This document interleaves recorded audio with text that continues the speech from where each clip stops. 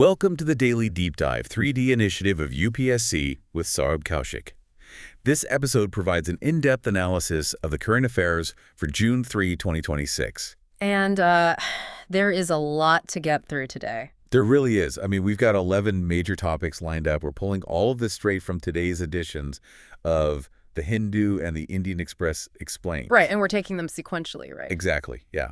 We're doing this sequentially. The mission here isn't just to, read the news at you. It's to extract the underlying mechanics of every single one of these headlines. We want to give you this comprehensive kind of edge-of-your-seat understanding of how the world is actually functioning.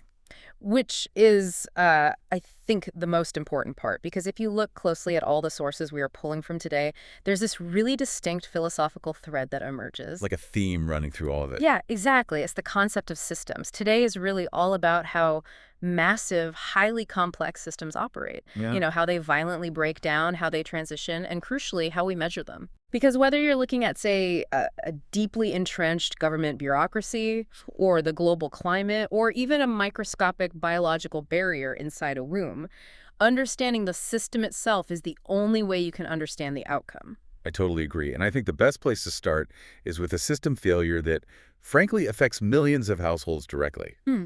Let's talk about the CBSE on-screen marking controversy, or OSM. Yeah, this has really blown up over the last 24 hours. It's massive. Yeah. So the headline here is the abrupt transfer of CBSE chairman Rahul Singh and the secretary, Himanshu Gupta, right on June 2nd. Right, and the cabinet secretary had to step in. Yeah, they set up a one-member committee headed by a senior IAS officer just to probe this entire OSM tender process. But here's the part that absolutely stopped me in my tracks. The whistleblower? Yes.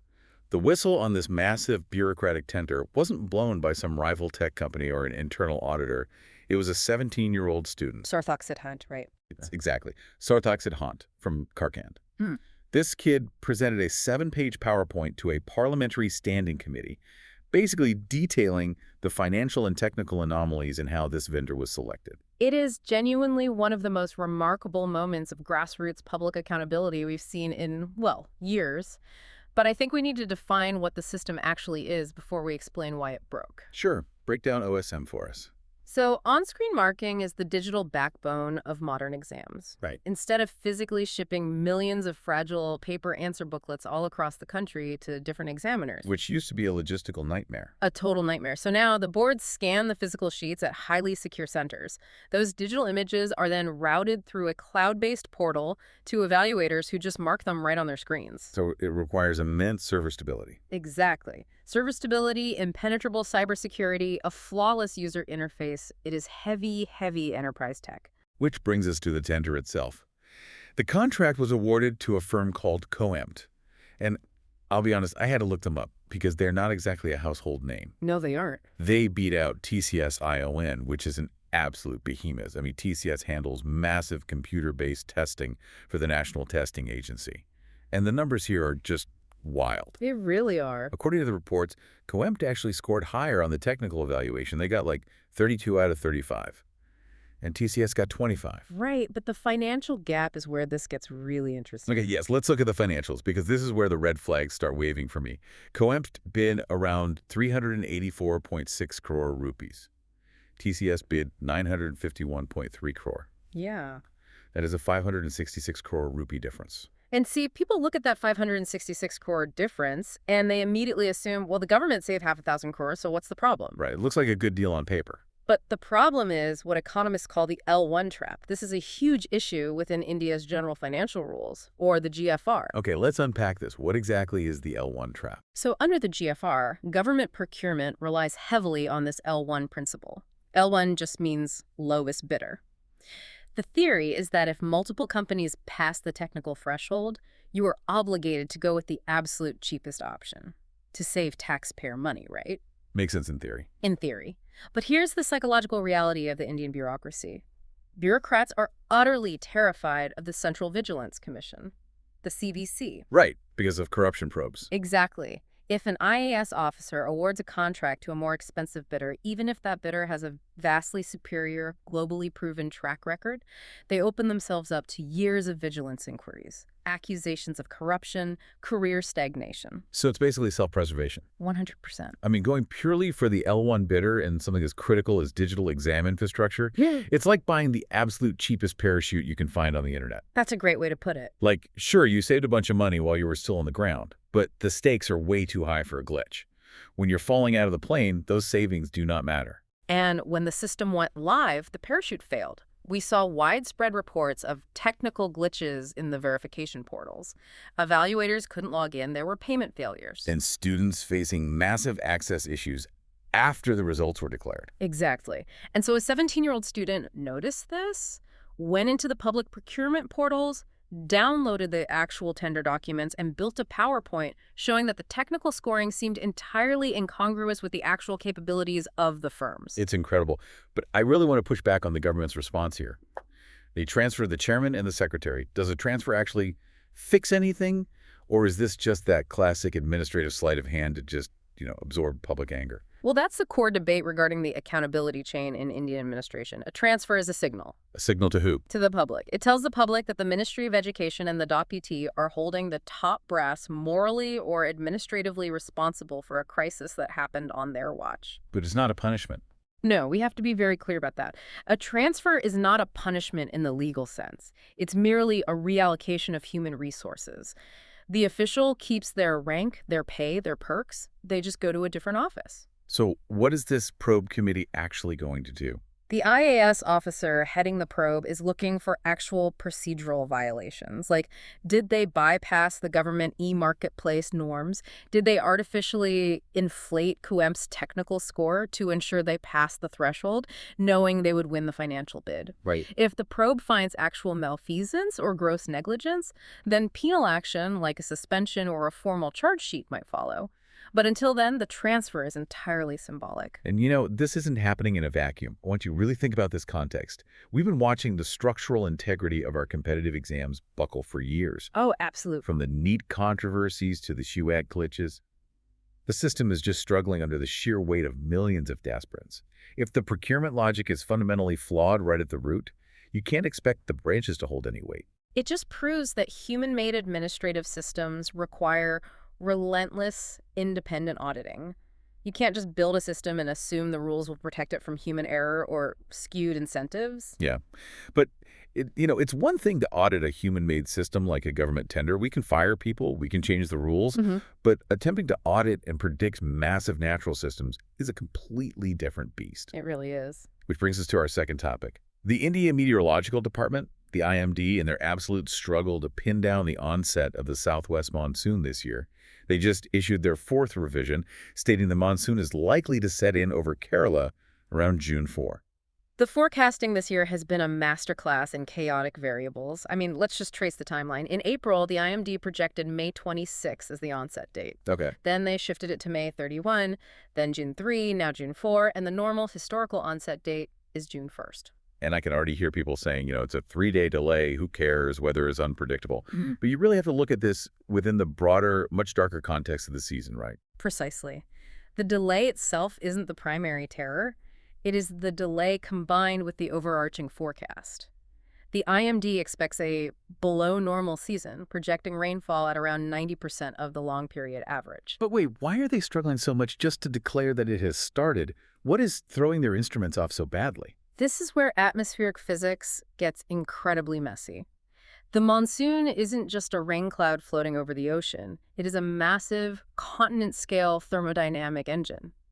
And this year, we had global disruptors. Like what? Well, first, a severe cyclone developed in the Bay of Bengal in late May. For the monsoon to advance normally, you need a continuous, highly organized belt of low pressure and rainfall spanning the Andaman Sea and the southern Bay of Bengal. And the cyclone messed that up. Completely. The cyclone essentially vacuumed up all that moisture and kinetic energy. It scrambled the broad monsoon circulation. And on top of that, there was a separate cyclonic circulation sitting off the Karnataka coast that acted like a physical wall, blocking the southwest monsoon winds from pushing northward. Wow. I was reading the Indian Express piece on this, and they listed the specific criteria the IMD uses to officially declare the onset. And honestly, it sounds exhaustingly rigid. It is very strict. It sounds like baking a highly complex cake where 3 specific ingredients have to be dropped into the bowl at the exact same millisecond, or the IMD just refuses to call it a cake. That rigidity is necessary to prevent false alarms, but yeah, it does create these bureaucratic forecasting headaches.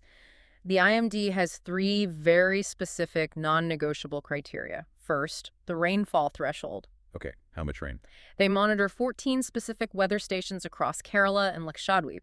If 60% of those stations record 2.5 millimeters or more of rain for 2 consecutive days, criterion 1 is met. Okay, that makes sense. It's raining. But then the second one involves the wind.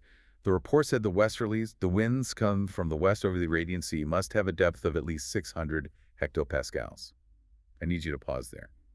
What on earth is a hectopascal, and why does the depth matter? Right. So a hectopascal, or HPA, is a metric unit of pressure used by meteorologists to measure the atmosphere. Sea level pressure is roughly a 13 HPA. Okay. As you go higher into the atmosphere, the pressure drops. So when the IMD says the winds must have a depth up to 600 HPA, they mean the moisture-bearing winds can't just be a shallow surface breeze. Oh, I see. They must extend vertically up into the atmosphere to an altitude where the pressure is 600 HPA, which is roughly 4,000 meters or 13,000 feet high. That is massive. It proves it is a deep planetary wind system, not just a local sea breeze. That is fascinating. Okay, so it has to be raining, the wind has to be stacked 13,000 feet high, and then there's the third metric. The OLR must drop below 200 watts per square meter. What is OLR? Outgoing long-wave radiation. Simply put, the Earth is constantly emitting infrared heat back out into space. Satellites in orbit measure this heat in watts per square meter. When you have massive, thick, towering monsoon clouds, they act like a thermal blanket. They trap that infrared heat, preventing it from reaching the satellite. So a low OLR reading below 200 tells the IMD that there is profound, heavy, organized cloud cover over the region. So all 3 of those must align. Rain, wind depth, and cloud cover. Exactly. And this explains why that Bay of Bengal cyclone created a false alarm. The cyclone dumped massive amounts of rain on Kerala, easily triggering the 2.5 millimeter rainfall rule. Right. But because a cyclone is a localized spinning storm, it completely disrupted the deep 13,000-foot wind structures coming from the Mascarene High, which is the high-pressure zone down near Madagascar that actually pushes the monsoon toward India. Ah, so it triggered the rain but destroyed the wind structure, so they couldn't call it. Yep, so the IMD couldn't declare the onset. You know, if you are wondering how this impacts your life, you just need to look at the big picture. The monsoon core zone region spanning Vidarbha, Marathwada, Odisha, Karnataka is where India's food security is decided. Absolutely, these are rain-fed agricultural zones. Right. And right now, our major national reservoirs are sitting at a terrifyingly low 17% of capacity. The 10-year average for reservoir capacity at this time of year is around 22%. Sitting at 17%, with an El Niño peaking right in the middle of the season and suppressing rainfall, it means the buffer is gone. Completely gone. If the monsoon fails to deliver sustained rain, we aren't just talking about a bad kharif crop in the summer. We are talking about dry reservoirs going into the winter, which destroys the rabi crop. Which triggers systemic agricultural distress, immediate food inflation, and a direct hit to rural demand. It drags down the entire macroeconomy. It's all connected. It really is. Now, we just spent a lot of time talking about how the IMD tracks the porous, shifting borders of weather fronts moving across the subcontinent. But at the exact same time, India's diplomats are fiercely defending physical, geopolitical borders against external claims. Yes, moving to topic 3. Right, India-Nepal bilateral matters. Ranir Jaiswal, the spokesperson for the Ministry of External Affairs, just released a very sharp, unequivocal statement utterly rejecting any third-party roles in boundary disputes with Nepal. And you know, this diplomatic flare-up was entirely predictable following the recent actions by Nepal's Prime Minister, Bilendra Shah. What did he do? During a parliamentary address in Kathmandu, PM Shah openly stated that his government had actively engaged both the United Kingdom and China regarding the ongoing Kalapani-Lipulekh-Limpiadhura border dispute with India. Right, the UK and China. He argued that because the foundational documentation for this border dates back to the British East India Company era, the modern UK government has a moral and historical obligation to step in and help settle it. I read that, and honestly, I had to laugh. Nepal asking the United Kingdom to step in to mediate a border dispute in 2026 Yeah, is essentially like calling up your ex's great-grandfather to settle a property line dispute you're having today. exactly. It makes absolutely no logical or legal sense. It is legally incoherent. PM Shah is anchoring his argument on the Treaty of Sugali, signed in 1816 after the Anglo-Nepalese War, which defined Nepal's western boundary along the Mahakali River. The dispute today centers on where the primary source of that river actually lies. Right. But from an international law perspective, the UK government has zero standing here. Under the principles of state succession, when India gained independence in 1947, all treaties and territorial obligations regarding the subcontinent that were held by the British Crown either lapsed entirely or devolved to the modern Republic of India as the successor state. So the UK cannot legally adjudicate a treaty it relinquished 80 years ago. Exactly. Okay, but what about China? PM Shah said he reached out to Beijing as well, considering the disputed area sits right at the trijunction of India, Nepal, and Tibet. China's playing a very cautious game here. Despite the broader Sino-Indian border tensions, Beijing does not want to get dragged into the Kalapani issue. Why not? Leaked reports from these diplomatic back channels indicate that China explicitly told Nepal they prefer this remain a bilateral issue between Kathmandu and New Delhi. Becoming a mediator in a trijunction dispute sets precedents China doesn't want to deal with. Interesting. So what is the foundational mechanism guiding India's flat rejection here? Why is New Delhi so historically allergic to third-party mediation anywhere in its neighborhood? It is entirely rooted in the Panchsheel Doctrine, the 5 principles of peaceful coexistence that were formalized back in 1954. One of the absolute core tenets of Indian foreign policy is bilateralism and mutual non-interference. Keep it strictly between the two neighbors. Exactly. India's stance is incredibly pragmatic. 98% of the India-Nepal boundary, which is over 1,700 kilometers long, is already perfectly demarcated. Oh, wow. I didn't realize it was 98%. Yeah, and the two nations have existing functional joint boundary working groups specifically designed to handle that remaining 2%. By inviting the UK and China, PM Shah isn't just trying to solve a border issue, he is attempting to internationalize it to gain leverage, which directly violates the established diplomatic framework. See, this is a vital masterclass in foreign policy consistency. If India were to suddenly say, sure, let's bring the UK in to look at these maps with Nepal, it would instantly and catastrophically undermine their stance on Kashmir. Absolutely. Because for decades, Pakistan has begged the UN, the US, anyone who will listen, to mediate the Kashmir dispute. And for decades, India has pointed to the 1972 similar agreement, stating firmly that Kashmir is a strictly bilateral issue. Right. You cannot allow the internationalization of the Nepal border while fiercely defending the bilateral nature of the line of control. The precedent would be devastating. That is the exact geopolitical calculus. PM Shah's maneuvers are largely seen as domestic political theater. He is facing intense pressure from opposition parties in Nepal who accuse him of being too soft on India. So he's playing to the gallery. By loudly calling the UK and China, he looks strong to his domestic base. But New Delhi sees right through it, and their response is just this unwavering, stone-cold adherence to bilateralism. Right. Well, we spent the last few minutes talking about maintaining very rigid, highly guarded national boundaries. But I want to pivot to a boundary that we assume is impenetrable, but is actually terrifyingly porous. The biological border. The biological border inside the human body, yes. Topic 4. We are looking at a landmark study just published out of AIIMS Delhi. The researchers have proven conclusively that urban particulate matter, specifically PM2.5 and PM10, crosses the placental barrier in pregnant women. This research, which was published in Embryo Molecular Medicine, represents a massive paradigm shift in public health. I mean, we've known for a century that air pollution damages the respiratory and cardiovascular systems. Right, asthma, heart attacks. Yeah. But this study provides the deepest, most undeniable mechanistic evidence to date that ultrafine urban particulate matter doesn't just stay in the mother's lungs. It directly breaches the placenta and actively alters fetal development. And the methodology they use is what makes it so undeniable, right? Yes. They didn't just look at statistical correlations. They used both human placental tissue models and live rodent models, exposing them to the exact PM2.5 concentrations found in the ambient air of New Delhi. And let's be clear about those numbers. Delhi's PM2.5 levels are routinely hovering at 20 times the World Health Organization's safe guidelines. 20 times. But I need to challenge this for a second, because it disrupts everything we are taught about public health. India already suffers from a massive low birth weight rate. around 27 to 28%. Right. We have entire national missions like the Pioceana Beyond that focus relentlessly on maternal nutrition, caloric intake, fortified foods. Are you telling me that a pregnant woman could have a flawless, nutritionally perfect diet and it is being fundamentally undone simply by breathing the air in her living room? I'm saying exactly that. And the mechanism the AIIMS researchers uncovered explains the how. Okay, walk me through it. When a mother breathes in PM 2.5, these particles are microscopic, less than 2.5 micrometers in width, which is smaller than a red blood cell.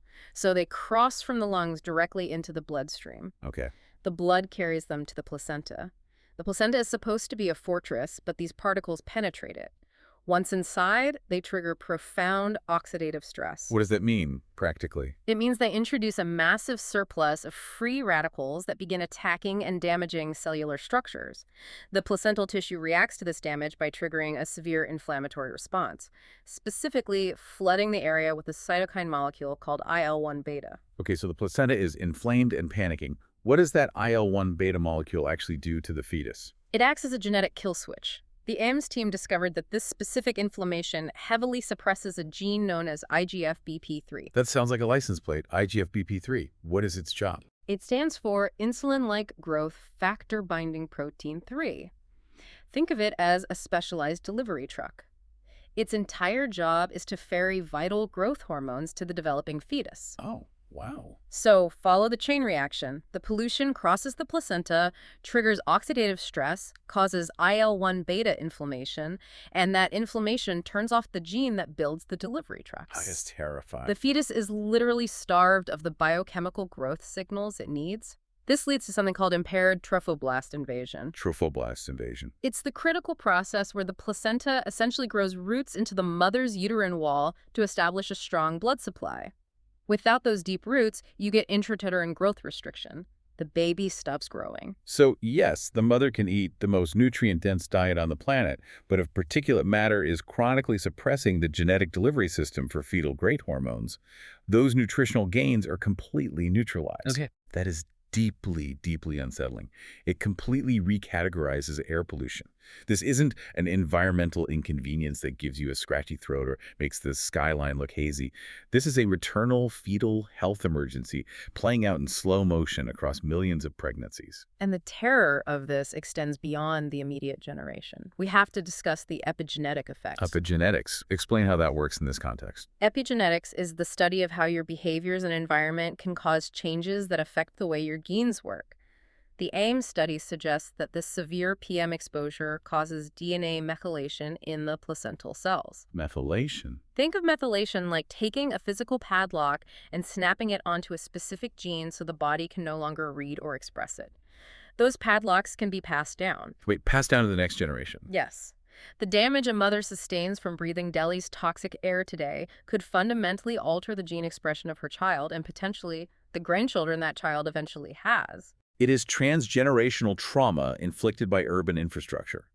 It really highlights the stark, undeniable failure of the National Clean Air Program, the NCIP, which has completely missed its targets for reducing these particulate levels in non-attainment cities. Yes, the policy failure has biological consequences. It does. And, the health and the future of a populace are inextricably tied to the health and future of its political administrations. If the administration fails, the systemic protections fail. Which brings us to our next major transition topic 5, shifting from the biological to the political. The situation in Karnataka. Right. Siddaramaiah is stepping down as the chief minister of Karnataka, and DK Shivakumar has just been sworn in on June 3. This is one of the most closely watched political transitions in the country right now. Definitely. To understand why, we have to rewind to the 2023 Karnataka Assembly elections. The Congress Party won a massive, decisive victory, but they had a massive internal problem. Two titans of the party, Siddaramaiah and DK Shivakumar, both fiercely demanded the chief minister's seat. Right, they were deadlocked. So to prevent the party from fracturing immediately after a victory, the Central High Command in New Delhi negotiated a highly confidential power-sharing agreement. They agreed to a roughly 2.5-year split of the 5-year term. Yeah. Siddaramaiah would take the first half, and Shivakumar would take the second. We have now reached that midpoint. Siddaramaiah submitted his resignation to the governor, the Congress Legislature Party. The CLP unanimously elected Shivakumar as their new leader, and the transition occurred. It's like a highly choreographed relay race where the baton pass was negotiated 3 years ago behind closed doors, but the entire stadium was still holding its breath to see if the first runner would actually let go of the baton. Because Siddaramaiah didn't exactly project the image of a man eager to retire, did he? Not at all. Over the last 6 months, his loyalists were publicly floating the idea that he should serve a full 5-year term, citing his immense popularity. And this tension is rooted deeply in the caste calculus of Karnataka. Let's break that down. Siddaramaiah belongs to the Kuruba community, an OBC group, and he is the undisputed architect of the AIIMS social justice platform, which consolidates minorities, backward classes, and Dalits. A huge voter base. Massive. DK Shivakumar, on the other hand, is the quintessential strongman from the Vocaliga community, a dominant landowning group primarily in southern Karnataka. The Congress has to balance these two massive, distinct voter bases perfectly. So if Siddaramaiah felt disrespected in this transition, his entire OBC coalition could rebel.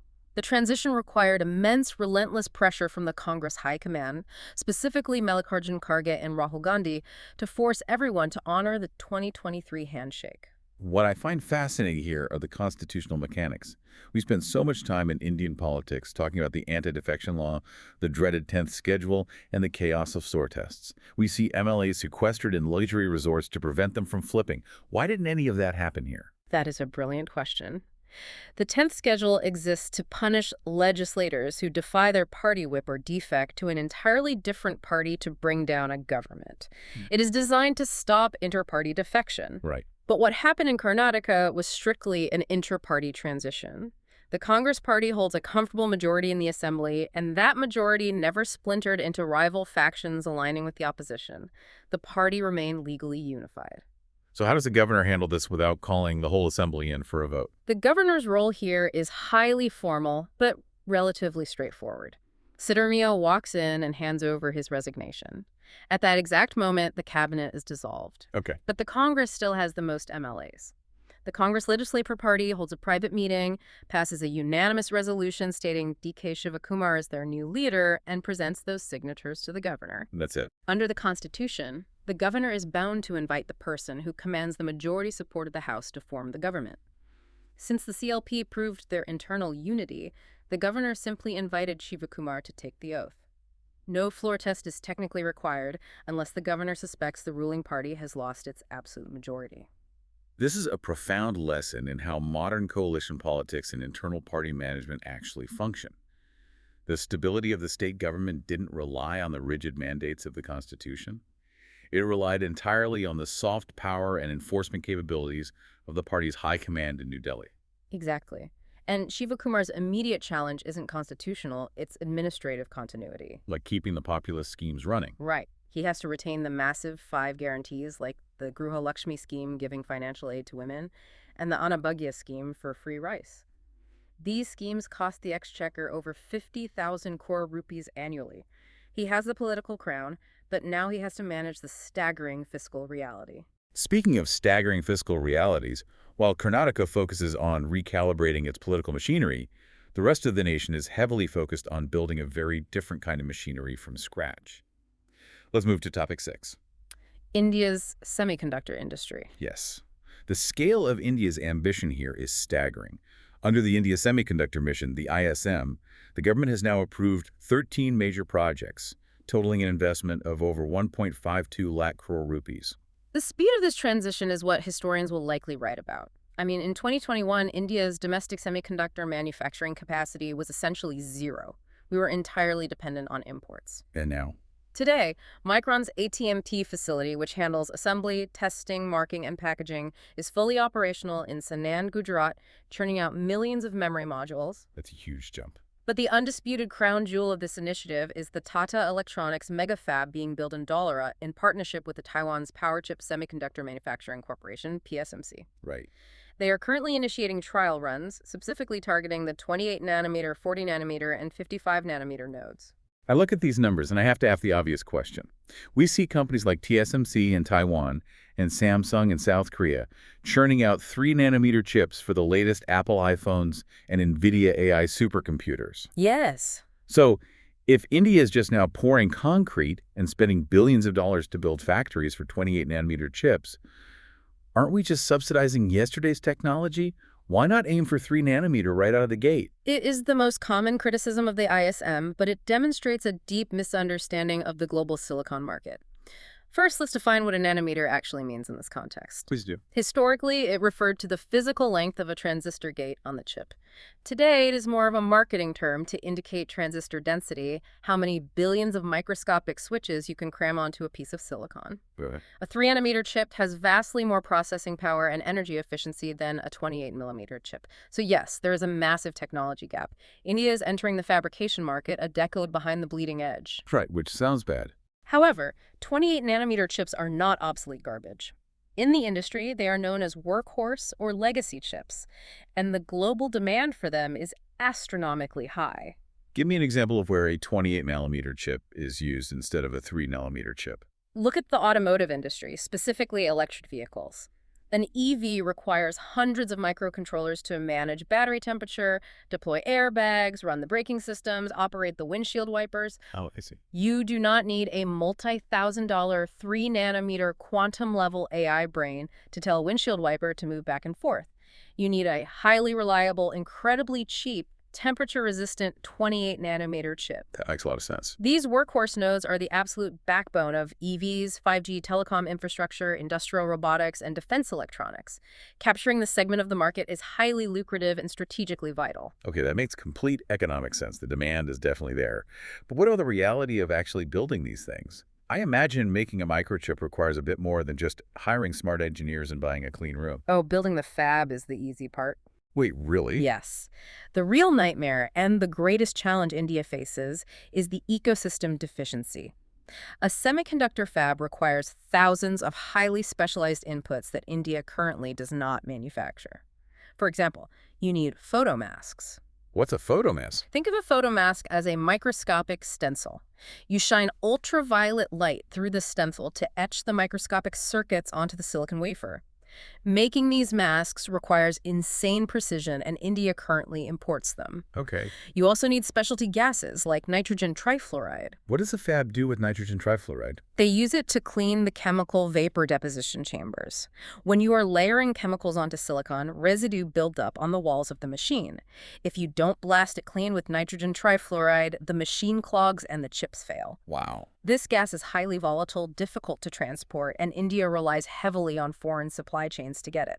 Furthermore, a megafab requires millions of liters of ultra-pure water every single day to wash the wafers. Millions of liters. Yes. If a single speck of dust or a stray mineral gets on the silicon, the chip is ruined. China currently has over 44 legacy fabs operating with completely localized, heavily state-subsidized domestic supply chain. India is trying to run the factory while frantically attempting to build the entire surrounding ecosystem from scratch. But the underlying reason for all this stress isn't just about capturing market share, is it? We learned a very harsh, terrifying lesson during the COVID-19 pandemic. We did.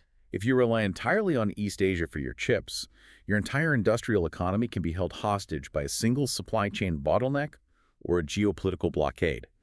India is essentially buying supply chain sovereignty. Exactly. Especially for defense applications. Missile guidance systems, radar, military communications relying on imported silicon that could be compromised or shut off is a massive, unacceptable national security vulnerability. It is a strategic hedge disguised as an economic initiative. Yeah. And, as India rapidly shifts toward this high-tech manufacturing base, the old statistical tools we use to measure the economy are fundamentally breaking down. Which necessitates a massive upgrade in our economic dashboard. Moving to topic 7. The Department for Promotion of Industry and Internal Trade, the DPIIT, is officially scrapping the old Wholesale Price Index, the WPI, and replacing it with a brand new Producer Price Index, the PPI. Long overdue. The launch is set for June 15th, and they're updating the base year from 2011-12 to a much more relevant 2022-23.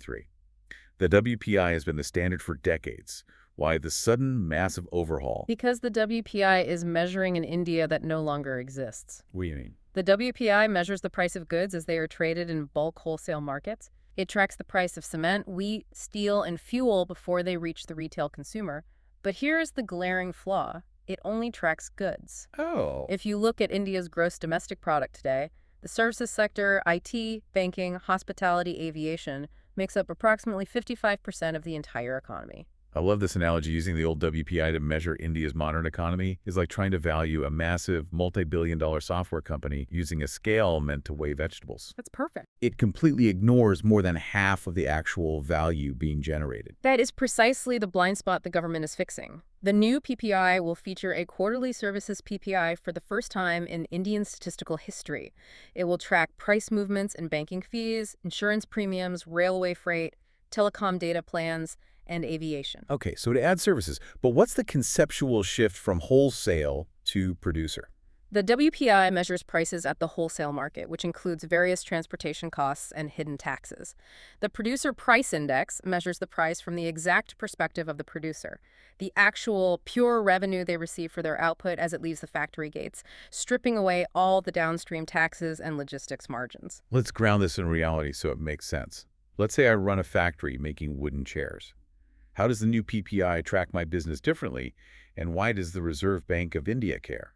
Under the new PPI system, the statisticians will look at two distinct metrics for your factory: an input PPI and an output PPI. The input PPI tracks exactly what you are paying for the raw timber, the steel screws, and the electricity to run the saws. The output PPI tracks the final price you receive when you sell that finished chair to a distributor. Got it. By comparing those two specific numbers, the RBI gets a crystal clear view of your profit margins. If your input PPI, your raw materials rising by 10%, your output PPI, your selling price is only rising by 2%, the RBI knows that your margins are compressing. So I'm absorbing the cost. You, the producer, are absorbing the inflation, which means it isn't hitting the consumer yet. But if your output PPI suddenly shoots up by 12%, they know you are passing that inflation directly onto the consumer. That is an incredible tool for monetary policy. This alignment with International Monetary Fund standards gives the RBI drastically sharper data for inflation forecasting. And let's be clear, the RBI's inflation forecast directly dictates the repo rate. Which dictates your interest rates. Exactly, the interest rates you pay on your home loan, your car loan, and your credit cards. Better data at the factory level means more precise monetary policy for the consumer. We meticulously measure these economic margins in percentages and basis points. But when we transition to global geopolitics, margins of error are measured in years and, unfortunately, in lives. That is a stark reality to face as we look at the geopolitical crisis unfolding right now. Topic 8. On May 31st and June 1st, Israeli forces captured Beaufort Castle in southern Lebanon. Prime Minister Netanyahu immediately took to the podium and called it a dramatic turning point in securing Israel's northern border. But military historians and strategic analysts aren't celebrating. They are looking at this deployment with a profound, sinking sense of dread. Why dread? They are looking at it with dread because this specific geography carries a dark historical rhyme. In 1982, during the First Lebanon War, Israel also captured Beaufort Castle. They viewed it as a vital, tactical high ground to stop militant rocket fire. But what followed that tactical victory was an 18-year, grueling, bloody occupation of southern Lebanon that did not end until the year 2000. It is widely studied in military academies as the quintessential example of a quagmire. Break down that concept of a quagmire for me. How does a superior military force win a battle but lose a war? A quagmire occurs when you achieve your immediate tactical objectives, like seizing a physical castle or ridgeline, but the act of holding that territory causes you to lose strategic ground. Oh. During that 18-year occupation, holding southern Lebanon cost Israel hundreds of casualties from constant guerrilla attrition. It isolated them diplomatically on the world stage.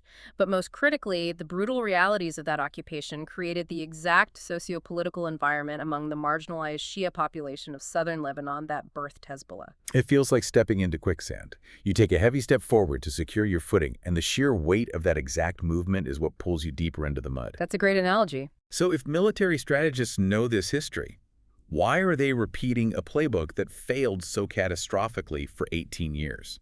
Because the immediate tactical imperatives are blinding them to the long-term strategic reality. The Israeli government's stated goal right now is that they must hold this buffer territory to physically destroy Hezbollah's tunnel infrastructure and prevent rockets from hitting northern Israel. But Hezbollah today isn't the Hezbollah of 1982. Not even close. Hezbollah in 2026 is vastly different. They have deep, organic roots in the Shia communities. They are heavily fortified, even with their top leadership decapitated. Remember, Hassan Nasrallah was assassinated back in 2024. The decentralized command structure has survived, and they have rebuilt enough capability to launch swarms of missiles. And we can't forget Iran in all this. Exactly. You have to factor in Iran's geopolitical calculus. Iran, Hezbollah's primary backer, actively wants Israel bogged down in Lebanon. Why? Why would Iran want their proxy fighting a massive conventional army? Because every single Israeli infantry battalion, artillery battery, and intelligence asset tied up in holding a Lebanese castle is a military asset that cannot be deployed in a direct existential confrontation with Iran over its nuclear program. It is a strategic bleeding out of Israeli resources. And we should note that the international community tried to stop this. There was a nominal ceasefire brokered in mid-April, but it completely disintegrated. It fell apart. The Lebanese armed forces, the official state military of Lebanon, are simply too weak, underfunded, and politically fragmented to march south and forcefully disarm Hezbollah, which was the core demand of the UN resolutions. This brings us to why this localized Middle Eastern conflict matters deeply to India. First, the immediate human element. India has over 800 highly trained troops deployed with UNIFIL, the United Nations peacekeeping mission in southern Lebanon. Right. An active Israeli ground occupation, complete with airstrikes and artillery duels, makes their operational environment incredibly dangerous. They are caught in the crossfire. And beyond the direct safety of our peacekeepers, a regional war involving Israel, Lebanon, and potentially Iran keeps the Strait of Hormuz and the broader West Asian maritime routes highly volatile. Highly volatile. When those routes are threatened, global insurance premiums for oil tankers skyrocket. That directly inflates India's crude oil import bill, which translates into an immediate spike in inflation and higher costs for every consumer at the petrol pump. You know, while conventional militaries are currently bogging down in physical terrain, fighting over medieval stone castles, the tech industry is moving at lightning speed to capture the next era of digital terrain. Yes, moving to topic 9. Computex 2026 just wrapped up in Taiwan, and Nvidia's CEO Jensen Huang dropped an announcement that fundamentally alters the computing landscape. The RTX Spark. Nvidia is pivoting from just building massive data center chips and graphics cards to releasing their first consumer PC chip, the RTX Spark. This is a system-on-chip and SoFi built on ARM architecture using TSMC's cutting-edge 3-nanometer process. This announcement is a direct, full-frontal declaration of war against Apple and Intel. It really is. For the last several years, Apple's proprietary M-series chips have been the undisputed gold standard for running complex workloads efficiently on a consumer laptop. Intel's Core Ultra series has held a near monopoly on the Windows market. Nvidia is stepping into the arena and essentially saying, we can do what you do, but vastly better for artificial intelligence. And their claims are massive. Nvidia claims the RTX Spark can run a 120 billion parameter large language model entirely locally, directly on the laptop, without ever connecting to the internet. Let's break down the technical jargon here because this is wild. 120 billion parameter. Right. What is a parameter in an AI model? Think of a parameter as a synaptic connection in a human brain. It is a variable the AI uses to make decisions, understand context, and generate text or images. A model with 120 billion parameters is massively complex and highly capable. Okay. A few years ago, running a brain that size required a massive server rack in a remote data center cooling facility. Nvidia just shrank that capability down and shoved it onto a motherboard that fits in your backpack. So instead of having to open a browser, type a prompt, send it to a supercomputer in California, and wait for it to beam the answer back, my laptop just does the thinking itself. What is the actual advantage of local AI over cloud AI? The first advantage is latency, which is the delay before a transfer of data begins. Sending a prompt to the cloud, processing it, and receiving a response usually takes between 300 to 500 milliseconds. That sounds fast, but more. But for real-time voice translation or autonomous systems, it's painfully slow. Processing it locally on the RTX Spark drops that latency to under 100 milliseconds. The AI feels instantaneous. That's a huge difference. The second, and arguably more massive advantage, is absolute privacy. Imagine you are a major corporate law firm in Mumbai processing highly confidential merger documents or a hospital analyzing patient records. You can't just upload that. Exactly. You cannot legally or safely upload those documents to an external cloud server owned by a third party to have an AI summarize them. Local AI means the data never leaves the physical device on your desk. But why Nvidia? Why can't AMD or Qualcomm just build a chip with a bunch of AI cores and do the exact same thing. This is where we have to talk about Nvidia's true competitive moat, which is a software platform called CUDA. This is UDA. CUD is the underlying programming framework that almost all modern AI researchers and developers use to build their models. It only runs on Nvidia architecture. It is a closed ecosystem. I'll lock in. By putting a chip that natively supports CUDA directly into consumer laptops, Nvidia is ensuring that developers remain locked into their ecosystem. If a developer builds a brilliant new AI tool using CUDA on their desktop, it will naturally deploy and run best on an Nvidia-powered laptop. It creates an inescapable gravitational pull. And the economic impact of this for India is massive. Think about India's IT services sector companies like Infosys, TCS, Wipro. They spend hundreds of millions of dollars annually on cloud computing fees just to run AI inferences for their clients. If they can issue RTX Spark laptops to their workforce, they could dramatically reduce those server costs. Your next PC purchase is not going to be driven by how much RAM it has or the size of the hard drive. It is going to be fundamentally dictated by its NPU, the neural processing unit, and how well it can think for itself. It is genuinely incredible how fast this technology plows forward, completely reshaping entire industries in a matter of months. It is. But what happens when that unstoppable force of modern macroeconomic progress slams into an immovable object of ancient tradition? Topic 10. The protests in Jharkhand. In Jharkhand, a deeply traditional community known as the Tana Bhagats are currently staging massive protests, physically blocking a major national highway project under the Paratmala Pariyojana. They are citing severe threats to their ancestral lands, their agrarian way of life, and their sacred groves. To truly grasp the friction here, you have to understand the profound history of the Tana Bhagats. They are a socio-religious sect within the larger Uran tribe. The movement was founded back in 1914 by a man named Jatra Bhagat. 1914, over a century ago. Initially, it began as an internal religious purification movement. Jatra Bhagat urged his followers to reject spirit worship, abandon animal sacrifice, and adopt a highly ascetic lifestyle. But within months, it transformed into a fierce, organized political movement against the oppressive taxation of the British colonial administration and the exploitation by local zamindars, the landlords. It is a striking, almost surreal historical image.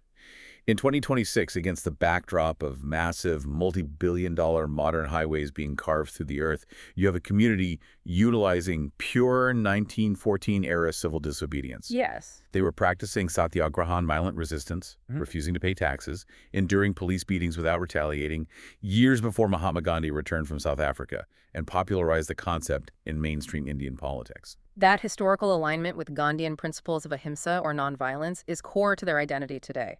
But the current standoff isn't just about preserving history. It is deeply rooted in modern constitutional law. How so? The proposed highway alignment runs directly through a fifth schedule area. Article 244 of the Indian Constitution provides profound, highly specific protections for tribal lands in these scheduled areas, severely restricting the transfer of land to non-tribals or the state without immense justification. Right. Furthermore, you have the PISA Act, the Panchayat's Extension to Scheduled Areas Act. PISA explicitly mandates that the Gram Sabha, the local village council, must be formally consulted and must grant its consent before any state land acquisition can proceed. And this is where the timeline gets crucial. The state of Jharkhand just finally notified its specific rules for implementing PISA in January of 2026 after decades of bureaucratic delays.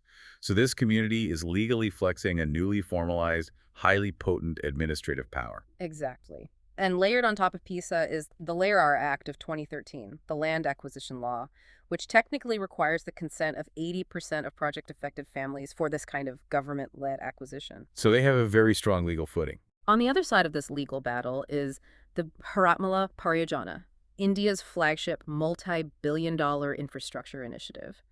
It aims to build over 34,000 kilometers of high-speed economic corridors. Right, the macro development. For the central government, these highways are vital for reducing logistics costs, connecting ports to hinterlands, and driving macroeconomic development.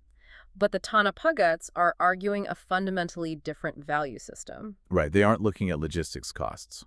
They argue that the financial compensation offered by the state does not and cannot reflect the generational subsistence value of the land, nor can money replace the cultural destruction of their sacred sites, which are intrinsically tied to their religious identity. We so often look at a map, see a proposed highway as a clean, straight red line connecting point A to point B, and assume it's just engineering. But in reality, that line violently intersects with the constitutional protections of microcommunities. It is the ultimate, unresolved clash between state-led macroeconomic ambition and indigenous survival. We have a deep psychological tendency to assume that macro development is always inherently good for everyone. Just as we have a dangerous tendency to assume that anything labeled natural, traditional, or organic must be inherently healthy for our bodies. Which brings us to our final and perhaps most startling revelation today. Topic 11. Herbal cigarettes. We are looking at a brand new study published in the Journal of Hazardous Materials that completely dismantles the multi-million-dollar wellness marketing surrounding herbal cigarettes. You see these all over Instagram and e-commerce platforms. Oh, everywhere. They're aggressively marketed as 100% organic, nicotine-free, additive-free, utilizing exotic ingredients like rose petals, lavender, damiana, and green tea leaves. The marketing machinery behind these products is incredibly sophisticated and effective. They heavily target younger demographics, wellness influencers, and crucially, people who are desperately trying to quit smoking tobacco by positioning these burning herbs as a safe or cleansing alternative. But the hard atmospheric chemistry presented in this study says the exact opposite. The exact opposite. The researchers provided exhaustive comparative evidence, proving that the emissions from herbal cigarettes are just as biologically harmful and in some metrics more harmful than regular tobacco cigarettes. Yes. I want to make this as simple as possible. If I take a piece of wood, let's say it's 100% organic, grown without a single drop of pesticide, ethically sourced by monks, and I set that wood on fire in my living room and deeply inhale the smoke, my lungs are going to fill with deadly toxins. Right.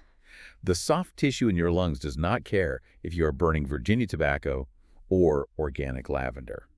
Combustion is combustion. And this brings us to the exact scientific mechanism at play: pyrolysis. Pyrolysis, explain that. When you light a cigarette, the very tip is combusting. It is burning in the presence of oxygen.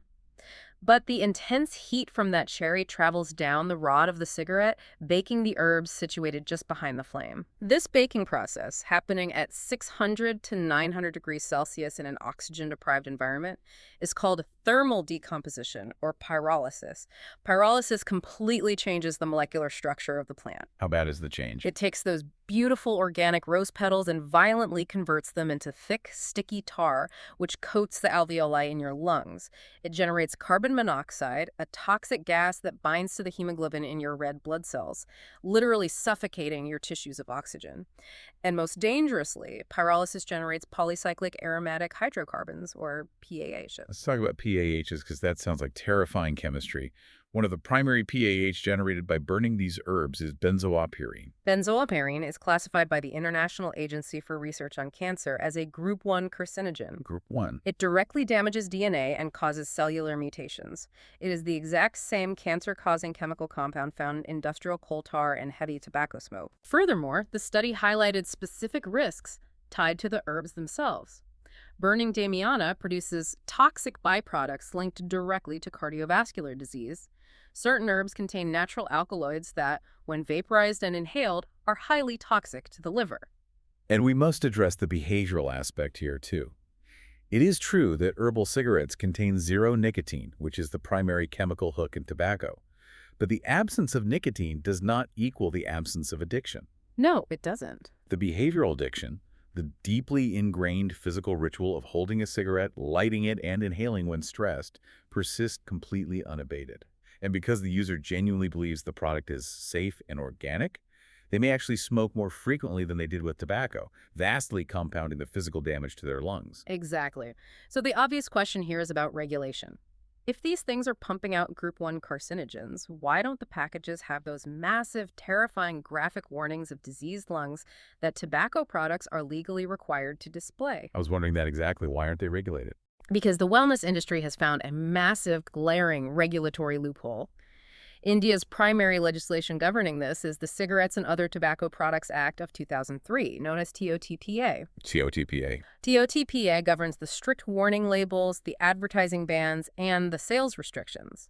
But the law specifically and exclusively applies to tobacco products. Since herbal cigarettes contain exactly 0 milligrams of tobacco, they fall entirely outside TOTPA's jurisdiction. That is a crazy loophole. They exist in a bizarre legal gray area overseen loosely by the Food Safety and Standards Authority of India, FSSAI. This allows wellness brands to package them in sleek, minimalist boxes with claims of holistic health and 0 mandatory Surgeon General warnings. And public health experts are pushing back on this now. Yes, fiercely. They are arguing that the legal framework must be overhauled. Regulation should be based on the principle of combustion harm. If you set a product on fire and inhale it, it must be regulated like a cigarette, regardless of the botanical source. It is a vital, potentially life-saving warning for anyone caught up in the modern wave of wellness marketing.